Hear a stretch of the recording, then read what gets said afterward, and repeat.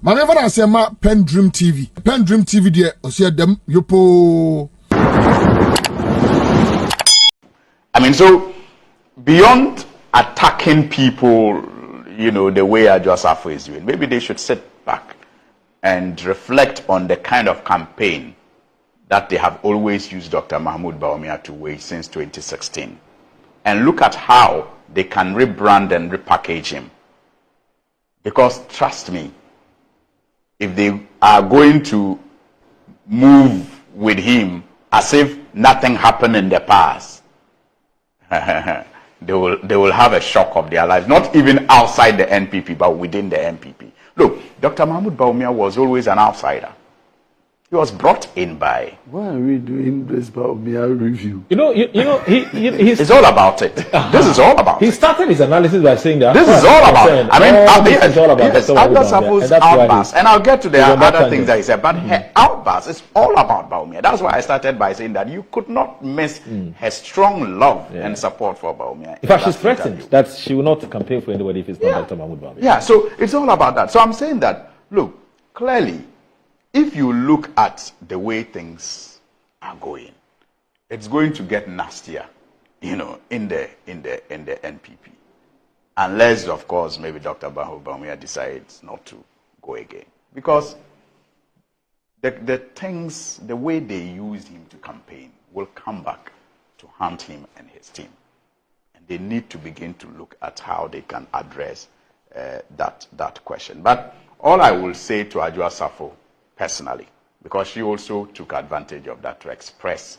you know, personal sentiments, is that vindication is in the womb of time. And maybe he should learn from His Excellency John Dramani Mahama, you know, who said posterity was going to judge him. And it has judged him so favorably. Like my brother was saying, out of 270 constituencies, that man that was so discredited, so many lies told about him, won in 217 of them. 217 of them. I mean, unprecedented, never, you know, experienced before. No candidate in a general election has ever won in the number of constituencies that he won. He won more than, you know, the NDC won, you know, parliament, if you are looking at parliamentary seats. Yeah. So that vindication perhaps is what Adwoa Safo should pray for, instead of trying to explain herself the way she is going about it now. But you see, generally, when you look at the reactions that have come, then you tend to think that sometimes as politicians, we love our party and we care about its image and its state more than our nation. And I'm reminded by the saying that people no longer defend what is right. They defend what they like. You know, because only a couple of days before now, the NPP complained about, I don't know whether to describe him as a media person, but someone with access to media who was arrested, you know, and they were all over the place claiming gagging, claiming, you know, infringement on free expression.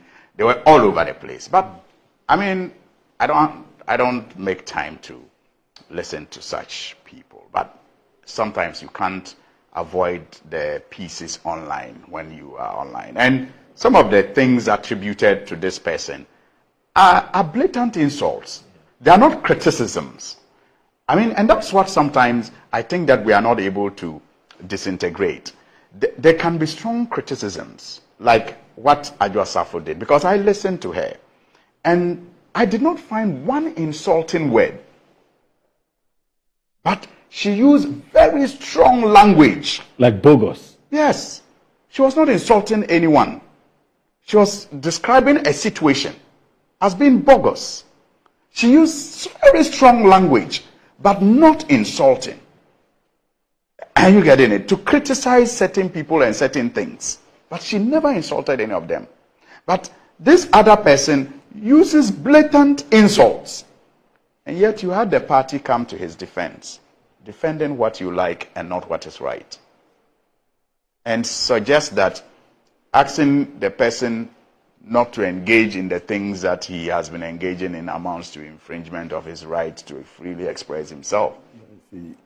And yet, when it's Adwoa Safo, you issue a statement to say, hey, you are being indisciplined. You are being indisciplined.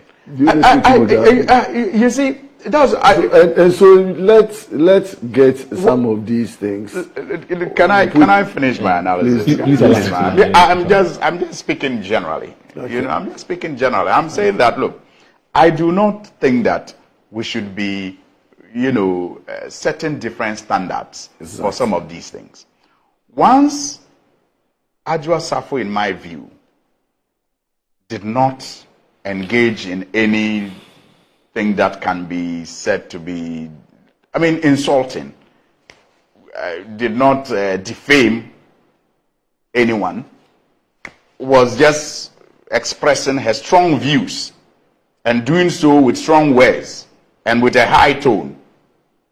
What is wrong with that? We're Ghanaians. If you said this in Britain, nobody will have a problem. But we're Ghanaians. Tell somebody to tell a committee to say a committee is bogus. The Ghanaian democracy. People are hurt in the party. The Ghanaian democracy is not supposed to be different from the British democracy.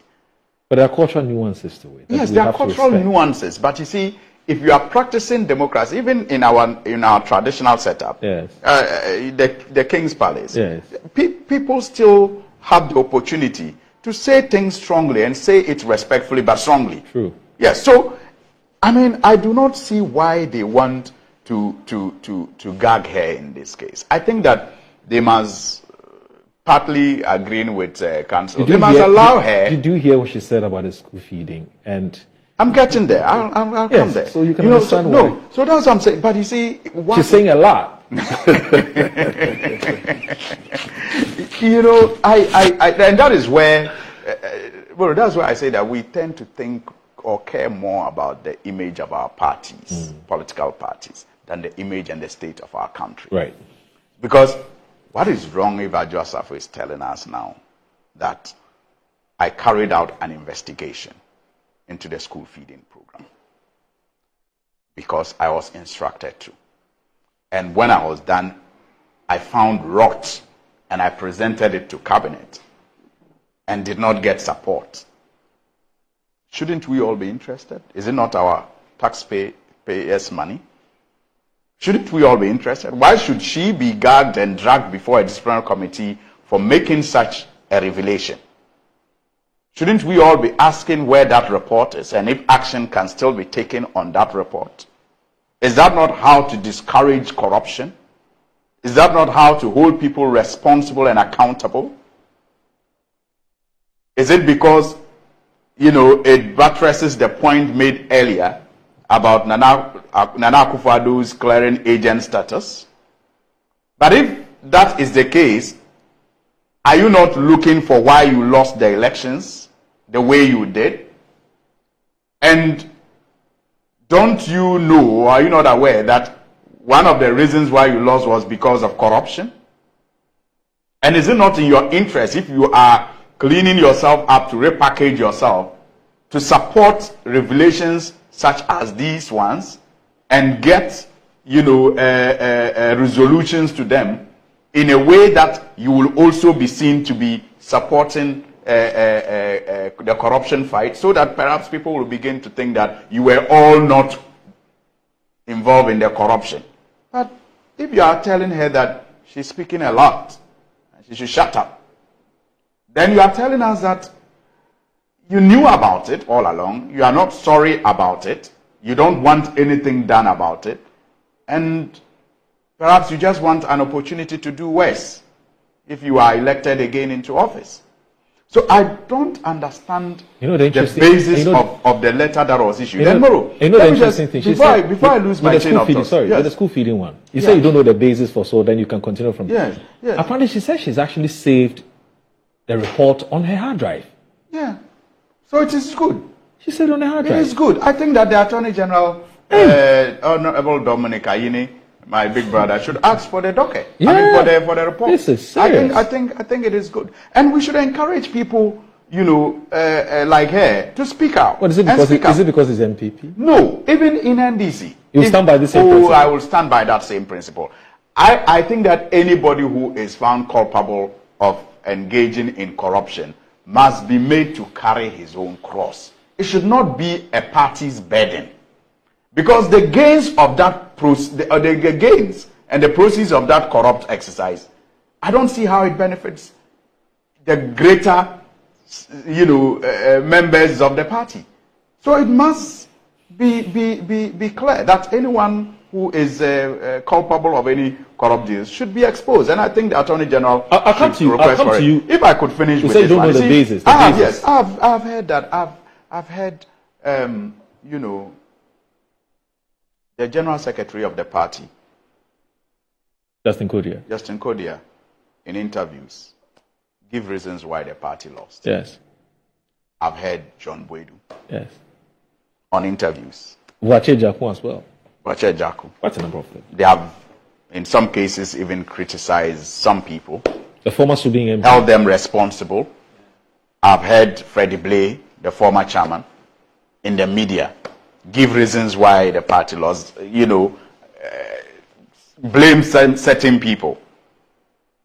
Why are they not invited and Adwoa Safo is invited to the disciplinary committee? I mean, you are only showing the discrimination that may have perhaps led her to the state that she is in. Because if I'm in her shoes, I will be provoked the more by this discriminatory treatment. How is it the case that John Boydu can go on radio and criticize CEOs, deputy CEOs of the previous administration, fell short of even criticizing party national executives, and gets no invitation? Wache Jaku gets no invitation, gets no letter being issued asking them to shut up. Then she goes on to touch Michael Quay. You are telling her that Michael Quay is untouchable? In fact, Eugene Boachientri, the former Suhuyini MP, he said worse. Look, many have said worse about finance minister, the former finance minister, Ken Ofori-Atta. So Michael Quay is untouchable? No. Because she mentioned Michael Quay? No. The heavens must come down on her again? No. I mean, so I don't see how the approach is going to resolve anything in the NPP. Okay. But for me, the Baumia lovers and supporters, yes, they must get ready. Okay, they must get ready. This is just the tip of the iceberg. If conversations have already begun in the party to sideline him and to blame him for all the woes, I mean for the woes of the party in the last elections, some of us are not surprised. I remember when the presenter asked, how did you come by this notion that, some people want Bamia out? He said, I heard a lot. I know exactly what I'm talking about. That's what she said.